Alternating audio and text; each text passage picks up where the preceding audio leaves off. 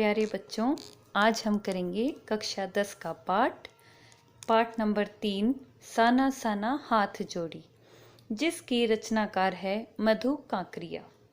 मधु कांकरिया जी ने साना साना हाथ जोड़ी में पूर्वोत्तर भारत के सिक्किम राज्य की राजधानी गंगटोक और उसके आगे हिमालय की यात्रा का वर्णन किया है। हिमालय के अनंत सौंदर्य का एक ऐसा अद्भुत और काव्यात्मक वर्णन लेखिका ने किया है कि मानो हिमालय का पल पल परिवर्तित सौंदर्य हम अपनी आँखों से निहार रहे हो। साथ ही इस यात्रा वृत्तांत में उन्होंने अपने सामाजिक दायित्व के प्रति भी सजगता दिखाई है। इस पाठ में लेखिका ने पाइन और धूपी के खूबसूरत नुकीले पेड़ों का भी वर्णन किया है, जो कि आपके सामने है। श्वेत और रंगीन पताकाओं के बारे में बताया है और एक धर्म चक्र के बारे में बताया है, जिसे कि प्रेयर व्हील भी कहा जाता है। लोगों की मान्यता है कि इसे घुमाने से सारे पाप धुल जाते हैं। ऐसा दृश्य देखकर लेखिका को सारे भारत की आत्मा एक सी लगती है। भारत में हर जगह आस्थाएं, विश्वास और पाप पुण्य की अवधारणाएं प्रचलित हैं। तो आइए पाठ शुरू करते हैं। पाठ साना साना हाथ जोड़ी। मैंने हैरान होकर देखा, आसमान जैसे उल्टा पड़ा था और सारे तारे बिखरकर नीचे टिमटिमा रहे थे। दूर ढलान लेती तराई पर सितारों के गुच्छे रोशनियों की एक झालर सी बना रहे थे। क्या था वह रात में जगमगाता गंगटोक शहर था। इतिहास और वर्तमान के संधि स्थल पर खड़ा मेहनतकश बादशाहों का एक ऐसा शहर था जिसका सब कुछ सुंदर था, सुबह शाम रात। इसमें लेखिका मधु कांकरिया गंगटोक के बारे में बता रही है कि वहाँ का नज़ारा बड़ा ही सुंदर था और गंगटोक को मेहनतकश बादशाहों का एक शहर भी कहा जाता है, क्योंकि वहाँ के लोग पहाड़ों पर अपने जीवन को यापन करते हैं और इस जीवन यापन के लिए उन्हें अत्यधिक मेहनत की आवश्यकता होती है। आगे है, और वह रहस्यमयी सितारों भरी रात मुझ में सम्मोहन जगा रही थी, कुछ इस कदर कि उस जादू भरे क्षणों में मेरा सब कुछ स्थगित था, अर्थहीन था। मैं, मेरी चेतना, मेरा आसपास, मेरे भीतर बाहर सिर्फ शून्य था और थी अतीन्द्रियता में डूबी रोशनी की वह जादुई झालर। अब इस पैरे में लेखिका मधु कांकरिया बता रही है कि मुझे उस रात, सितारों भरी जो रात थी, वो मुझे मेरे अंदर ही जैसे जागृत हो गई थी। मैं बिल्कुल अर्थहीन हो गई थी। स्थगित का मतलब होता है जो स्थिर हो जाना, हिलना नहीं। इस तरह से मैं एक जगह शून्य के तौर पर रह गई थी। मतलब कि वहाँ का नज़ारा लेखिका को अत्यधिक सुंदर लग रहा था। अतीन्द्रियता होता है इंद्रियों से भी परे, जहाँ हमारी सेंस ऑर्गन्स भी काम करने बंद कर दे। इतना अद्भुत नज़ारा जब लेखिका ने देखा तो वह उसे एक अर्थहीन और स्थगित होने की संज्ञा देती है। आगे है, धीरे धीरे एक उजास अर्थात प्रकाश उस शून्य से फूटने लगा। एक प्रार्थना होठों को छूने लगी, साना साना हाथ जोड़ी, गर्दहु प्रार्थना, फार्मो जीवन तिम्रो कोसेली, अर्थात छोटे छोटे हाथ जोड़कर प्रार्थना कर रही हूँ कि मेरा सारा जीवन अच्छाइयों को समर्पित हो। यह जो भाषा लिखी गई है, साना साना हाथ जोड़ी, यह सिक्किम की राजधानी गंगटोक में बोली जाती है और इसका अर्थ भी दिया गया है। आज सुबह की प्रार्थना के ये बोल मैंने एक नेपाली युवती से सीखे थे। सुबह हमें युमथांग के लिए निकल पड़ना था, पर आँख खुलते ही मैं बालकनी की तरफ भागी। यहाँ के लोगों ने बताया था कि यदि मौसम साफ हो तो बालकनी से भी कंचनजंगा दिखाई देती है। हिमालय की तीसरी सबसे बड़ी चोटी कंचनजंगा। पहली हिमालय की सबसे बड़ी चोटी है एवरेस्ट, माउंट एवरेस्ट, दूसरी है K2 पर्वत और तीसरी सबसे बड़ी चोटी, ऊंची चोटी है कंचनजंगा। पर मौसम अच्छा होने के बावजूद आसमान हल्के हल्के बादलों से ढका था। पिछले वर्ष की ही तरह इस बार भी बादलों के कपाट ठाकुर जी के कपाट की तरह बंद ही रहे। कंचनजंगा न दिखनी थी न दिखी, पर सामने ही रकम रकम तरह तरह के रंग बिरंगे इतने सारे फूल दिखाई पड़े कि लगा फूलों के बाग में आ गई हूँ। बहरहाल गंगटोक से 149 किलोमीटर की दूरी पर युमथांग था। युमथांग यानी घाटियाँ।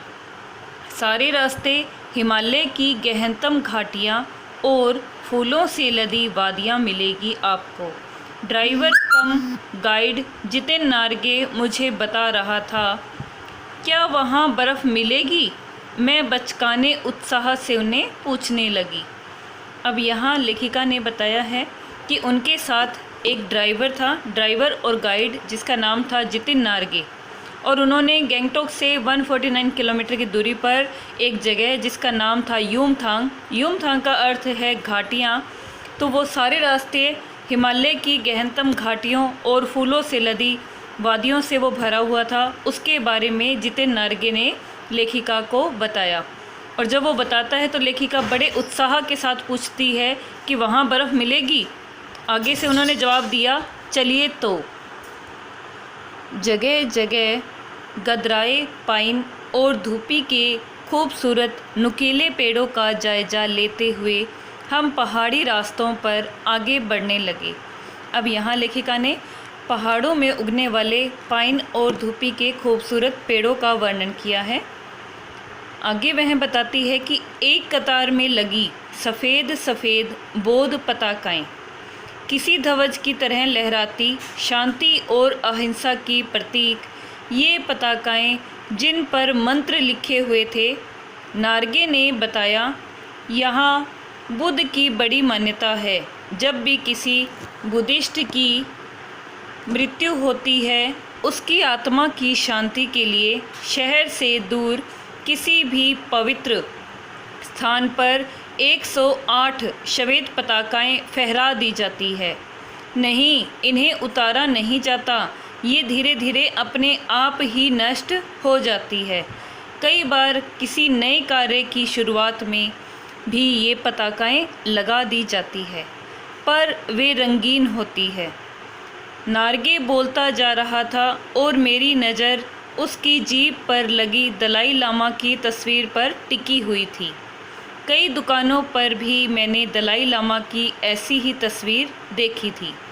यहाँ लेखिका ने बौद्धिस्ट धर्म की मान्यता का वर्णन किया है कि बौद्धिस्ट धर्म की मान्यता है कि जब किसी बुद्धिस्ट की मृत्यु होती है तो उसकी आत्मा की शांति के लिए 108 सफ़ेद रंग की पताकाएँ फहराई जाती है और उन्हें उतारा नहीं जाता, वो अपने आप ही ख़त्म हो जाती है। लेकिन अगर किसी नए कार्य की शुरुआत की जाए तो वहाँ रंगीन पताकाएँ लगाई जाती है। साथ ही उन्होंने दलाई लामा का भी कुछ वर्णन किया है। आगे है, हिचकोले खाती हमारी जीभ थोड़ी और आगे बढ़ी। अपनी लुभावनी हंसी बिखेरते हुए जितिन बताने लगा, इस जगह का नाम है कवि लोंगस्टोंग। यहाँ गाइड फिल्म की शूटिंग भी हुई थी। तिब्बत के चीसखे बमसन ने लेपचाओ के शोमेन से कुंजतेक के साथ संधि पत्र पर यही हस्ताक्षर किए थे। एक पत्थर यहाँ स्मारक के रूप में भी है।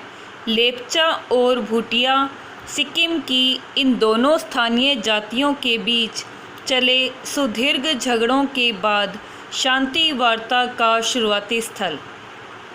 अब इस पैरे में लेखिका ने बताया कि हमारी जीप थोड़ी और आगे बढ़ी थी और एक जगह का नाम बताया था। गाइड जितेन नार्गे ने उस जगह का नाम था लोंगस्टोक। लोंगस्टोक तिब्बत के पास थी और किस तरह से वहाँ के दो जातियों के बीच झगड़ों का अंत हुआ था वो बताया गया है। आगे है, उन्हीं रास्तों पर मैंने देखा एक कुटिया के भीतर घूमता चक्र। यह क्या? नारकी कहने लगा, मैडम यह धर्म चक्र है, प्रेयर व्हील। इसको घुमाने से सारे पाप धुल जाते हैं। क्या? चाहे मैदान हो या पहाड़, तमाम वैज्ञानिक प्रगतियों के बावजूद इस देश की आत्मा एक जैसी है। लोगों की आस्थाएं, विश्वास, अंधविश्वास, पाप और पुण्य की अवधारणाएं और कल्पनाएं एक जैसी। अब जब वहाँ प्रेयर व्हील के बारे में, एक धर्म चक्र के बारे में लेखिका को सुनाई पड़ा, जब नार्गे ने बताया, तो उस गाइड के बताने के बाद लेखिका को लगता है कि पूरे भारत की आत्मा एक ही है, क्योंकि भारत में हर जगह पर हर धर्म से संबंधित कुछ न कुछ मान्यताएं अवश्य है। जैसे हमारे हिंदू धर्म में भी फेरी लगाने की मान्यता है और सिख धर्म में भी है, उसी प्रकार वहाँ के लोग भी उस व्हील चक्र को घुमाने की मान्यता रखते हैं। उनका मानना था कि इसको घुमाने से सारे पाप धुल जाते हैं। तो लेखिका पूरे भारत की एक ही आत्मा बताती है, आस्था और विश्वास के आधार पर। रफ्ता रफ्ता अर्थात धीरे धीरे हम ऊंचाइयों की ओर बढ़ने लगे। बाजार, लोग, बस्तियां पीछे छूटने लगे। अब परिदृश्य से चलते चलते स्वेटर बुनती नेपाली युवतियां और पीठ पर भारी भरकम कार्टून ढोते बोने से दिखते बहादुर नेपाली ओझल हो रहे थे। अब नीचे देखने पर घाटियों में ताश के घरों की तरह पेड़ पौधों के बीच छोटे छोटे घर दिखाई दे रहे थे। हिमालय भी अब छोटी छोटी पहाड़ियों के रूप में नहीं, वरन अपने विराट रूप एवं वैभव के साथ आमने सामने आने वाला था। न जाने कितने दर्शकों, यात्रियों और तीर्थाटनियों का काम्य हिमालय, पल पल परिवर्तित हिमालय। अब इस पैरे में लेखिका बता रही है कि पहले हम नेपाल से निकले, गंगटोक गए, नेपाल से निकले, उसके बाद वहाँ पर लोगों काम करते भी देखा, तो वो चीज़ें हमारे आंखों से ओझल होती जा रही थी, मतलब दिखाई देनी बंद हो गई थी। अब छोटी छोटी पहाड़ियों की बजाय हमें एक हिमालय का विराट स्वरूप दिखाई दे रहा था, जो कि हर थोड़ी दूर पर जाकर परिवर्तित हो रहा था। आगे देखिए। और देखते देखते रास्ते वीरान, संकरे और जलेबी की तरह घुमावदार होने लगे थे। हिमालय बड़ा होते होते विशाल काय होने लगा। घटाएं गहराती गहराती पाताल नापने लगी। वादियाँ चौड़ी होने लगी। बीच बीच में करिश्मे की तरह रंग बिरंगे फूल शिद्दत अर्थात अधिकता से मुस्कुराने लगे। उन भीमकाय पर्वतों के बीच और घाटियों के ऊपर बने संकरे कच्चे पक्के रास्तों से गुजरते यूं लग रहा था जैसे हम किसी सघन हरियाली वाली गुफा के बीच हिचकोले खाते निकल रहे हो। अब जैसे जैसे हिमालय बड़ा होता जा रहा था तो उसका रास्ता उतना ही ज़्यादा घुमावदार भी होता जा रहा था और घटाएं गहराती गहराती पाताल नाप रही थी, अर्थात जो काली घटाएं हैं वो भी इतनी ज़्यादा उमड़ रही थी कि वहाँ डर लग रहा था। वादियाँ भी चौड़ी होने लगी थी और रंग बिरंगे फूल जो है वो लेखिका को दिखाई दे रहे थे। अब आगे लेखिका बताती है कि उनकी गुफा के बीच से एक सघन हरियाली वाली गुफा से वो जैसे निकल रहे हो। आगे है, इस बिखरी असीम सुंदरता का मन पर यह प्रभाव पड़ा कि सभी सैलानी झूम झूम कर गाने लगे, सुहाना सफ़र और ये मौसम हसी। पर मैं मौन थी, किसी ऋषि की तरह शांत थी। मैं चाहती थी कि इस सारे परिदृश्य को अपने भीतर भर लूं, पर मेरे भीतर कुछ बूंद बूंद पिघलने लगा था। जीप की खिड़की से मुंडकी निकाल निकाल मैं कभी आसमान को छूते पर्वतों के शिखर देखती, तो कभी ऊपर से दूध की धार की तरह झरझर गिरते जल प्रपातों को, तो कभी नीचे चिकने चिकने गुलाबी पत्थरों के बीच इठला इठला कर बहती चांदी की तरह कौंध मारती बनी ठनी तिस्ता नदी को। सिलीगुड़ी से ही हमारे साथ थी यह तिस्ता नदी, पर यहाँ उसका सौंदर्य पराकाष्ठा पर था। इतनी खूबसूरत नदी मैंने पहली बार देखी थी। मैं रोमांचित थी, पुलकित थी, चिड़िया के पंखों की तरह हल्की थी। अब लेखिका स्वयं का वर्णन कर रही है कि मैं मौन थी, सभी खुश थे, सभी सैलानी आपस में बातें कर रहे थे, गाने गा रहे थे, लेकिन लेखिका मौन थी। तो मौन किस लिए थी? क्योंकि वह जीप की खिड़की से गर्दन निकाल निकाल कर बाहर के प्राकृतिक दृश्य का आनंद ले रही थी। और साथ ही तिस्ता नदी, जो कि उनके साथ सिलीगुड़ी से ही थी, उस तिस्ता नदी की सुंदरता, ऐसी सुंदरता लेखिका ने पहले किसी और नदी में नहीं देखी। मैं रोमांचित थी, पुलकित थी, अर्थात लेखिका अत्यधिक रोमांचित, अंदर से रोमांचित होता है, स्वयं को आनंद देने वाला। चिड़िया के पंखों की तरह हल्की, कि मुझे सिर्फ उस आनंद के अलावा और कुछ दिखाई नहीं दे रहा था। आगे, मेरे नगपति मेरे विशाल, मैंने हिमालय को सलामी देनी चाही कि तभी जीप एक जगह रुकी। खूब ऊंचाइयों से पूरे वेग के साथ ऊपर शिखरों के भी शिखर से गिरता फेन, उगलता झरना, इसका नाम था 7 सिस्टर्स वाटरफॉल। फ्लैश चमकने लगे। सभी सैलानी इस खूबसूरत लम्हों की रंगत को कैमरे में कैद करने में मशगूल थे। मशगूल होना, व्यस्त होना। आदिम युग की किसी अभिशप्त राजकुमारी सी मैं भी नीचे बिखरे भारी भरकम पत्थरों पर बैठ झरने के संगीत के साथ ही आत्मा का संगीत सुनने लगी। थोड़ी देर बाद ही बहती जलधारा में पांव डुबोया तो भीतर तक भीग गई। मन काव्यमय हो उठा, सत्य और सौंदर्य को छूने लगा। अब यहाँ लेखिका ने अद्भुत दृश्य का बड़ी ही बारीकी से वर्णन किया है कि जैसे कि कोई शाप से ग्रस्त एक राजकुमारी होती है, मैं भी उस राजकुमारी की तरह ही थी और मैंने भी अपने भीतर मन में आत्मा का एक संगीत सुनना शुरू किया, जो कि मेरा मन बड़ा ही काव्यमय हो गया था। काव्यमय अर्थात कविता के रूप में कुछ न कुछ सोचने लगा था, क्योंकि वहाँ का सौंदर्य, प्राकृतिक सौंदर्य, जो झरना था 7 सिस्टर्स वाटरफॉल, इस झरने का जो सौंदर्य था उसको देखकर लेखिका का मन रोमांचित हो उठा, काव्यमय हो उठा। आगे है, जीवन की अंततः का प्रतीक वह झरना।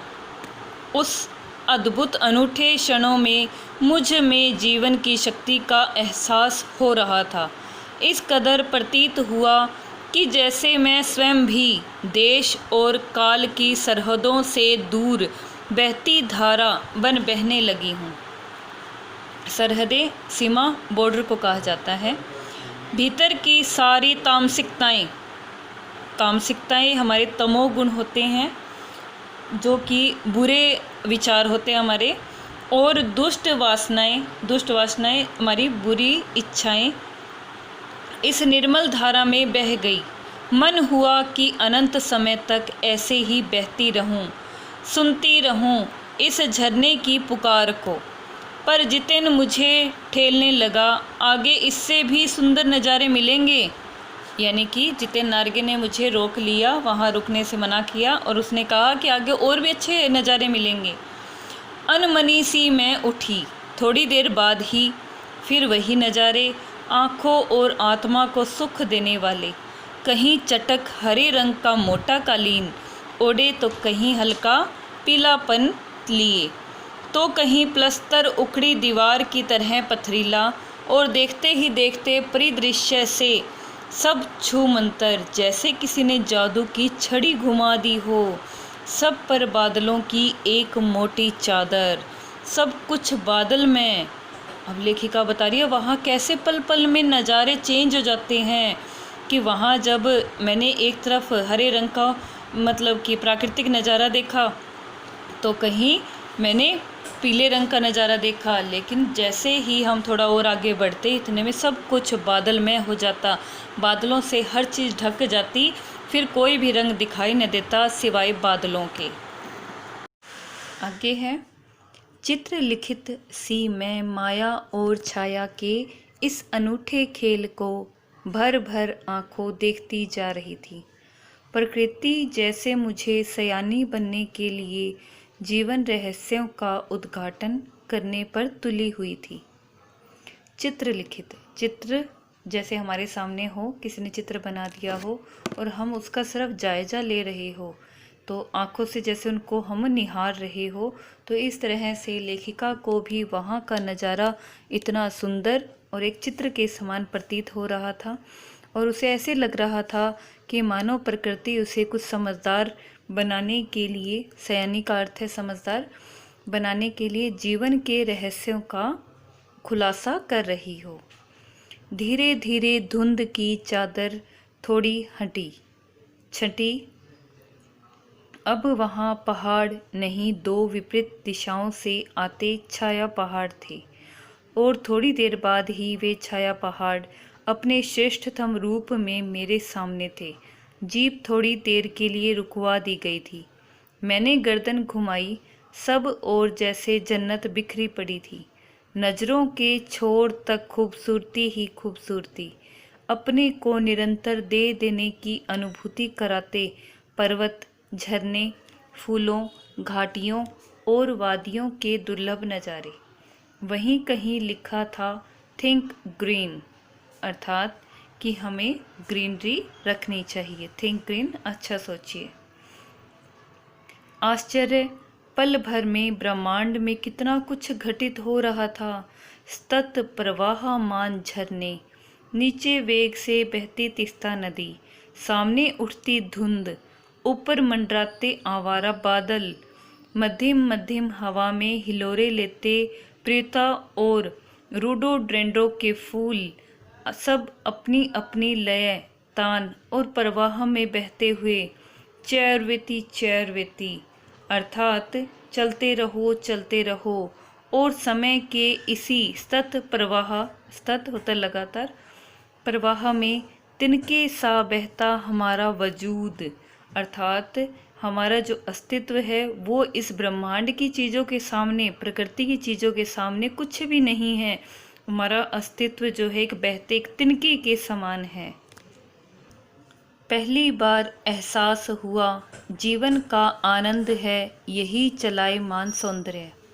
संपूर्णता के उन क्षणों में मन इस बिखरे सौंदर्य से इस कदर एकात्म हो रहा था कि भीतर बाहर की रेखा मिट गई थी। आत्मा की सारी खिड़कियां खुलने लगी थी। मैं सचमुच ईश्वर के निकट थी।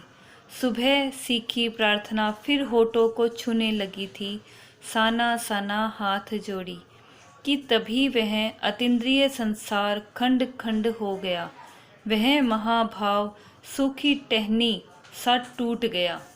दरअसल मंत्रमुग्ध सी मैं तद्रिल अवस्था में ही थोड़ी दूर तक निकल आई थी कि अचानक पांव पर ब्रेक सी लगी, जैसे समाधि सद्भाव में नृत्य करती किसी आत्मलीन नृत्यांगना के नूपुर अचानक टूट गए हो। नूपुर अर्थात घुंघरू। मैंने देखा इस अद्वितीय सौंदर्य से निरपेक्ष कुछ पहाड़ी औरतें पत्थरों पर बैठी पत्थर तोड़ रही थी। गुंथे आटे सी कोमल काया पर हाथों में कुदाल और हथौड़े लिए। कईयों की पीठ पर बंधी डोकों अर्थात बड़ी टोकरी में उनके बच्चे भी बंधे हुए थे। कुछ कुदाल को भरपूर ताकत के साथ जमीन पर मार रही थी। इतने स्वर्गीय सौंदर्य, नदी, फूलों, वादियों और झरनों के बीच भूख, मौत, दैन्य और जिंदा रहने की यह जंग, मातृत्व और श्रम साधना साथ साथ। मातृत्व होता है एक माँ का अपने बच्चे के प्रति जो लगाव और प्रेम होता है, उसे मातृत्व कहते हैं। श्रम साधना, जो वे स्त्रियां श्रम कर रही थी, मेहनत कर रही थी, अपने बच्चों को अपनी पीठ पर बांधकर फिर पत्थर तोड़ रही थी। तो लेखिका ने जब इस नज़ारे को देखा तो वह हक्की बक्की रह गई उसका जो अंदर ही प्रकृति के अंदर गुम होने का संसार था, वह संसार से एकदम से बाहर आ गई। उसकी पहले तो होठों को प्रार्थना छू रही थी और ईश्वर के निकट महसूस करी थी स्वयं को, लेकिन जैसे ही उसने जब ये नज़ारा देखा कि कुछ स्त्रियां अपने बच्चों को पीठ पर बांधकर कुदाल से जमीन को तोड़ रही है, पत्थरों को तोड़ रही है, तो ऐसी स्थिति को देखते ही लेखिका का जो आनंद था वो एकदम अचानक से टूट गया था और वह इस जंग को, भूख, मौत और दैन्य जिंदा रहने के लिए जो वो स्त्रियां मेहनत कर रही थी, उनकी मेहनत के आगे वह बहुत ही ज़्यादा आनंद से बाहर निकलकर और फिर यह सोचती है। वहीं पर खड़े BRO बोर्ड रोड ऑर्गेनाइजेशन के एक कर्मचारी से पूछा मैंने, यह क्या हो रहा है? उसने चुहलबाजी की अंदाज में बताया, जिन रास्तों से गुजरते हुए आप हिम शिखरों से टक्कर लेने जा रही है, उन्हीं रास्तों को ये पहाड़ियाँ चौड़ा बना रही है। बड़ा खतरनाक कार्य होगा यह, मेरे मुंह से अकस्मात निकला। वह संजीदा हो गया, कहने लगा, पिछले महीने तो एक की जान भी चली गई थी। बड़ा दुस्साध्य कार्य है पहाड़ों पर रास्ता बनाना। पहले डायनामाइट से चट्टानों को उड़ा दिया जाता है, फिर बड़े बड़े पत्थरों को तोड़ मोड़ कर एक आकार के छोटे छोटे पत्थरों में बदला जाता है, फिर बड़े से जाले में उन्हें लंबी पट्टी की तरह बिठाकर कटे रास्तों पर बाड़े की तरह लगाया जाता है।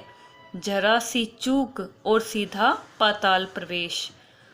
अब लेखिका यहाँ बता रही है कि रास्तों को चौड़ा करके और पहाड़ों पर इन रास्तों को चौड़ा बनाने का जो कार्य है वो अत्यंत खतरनाक है।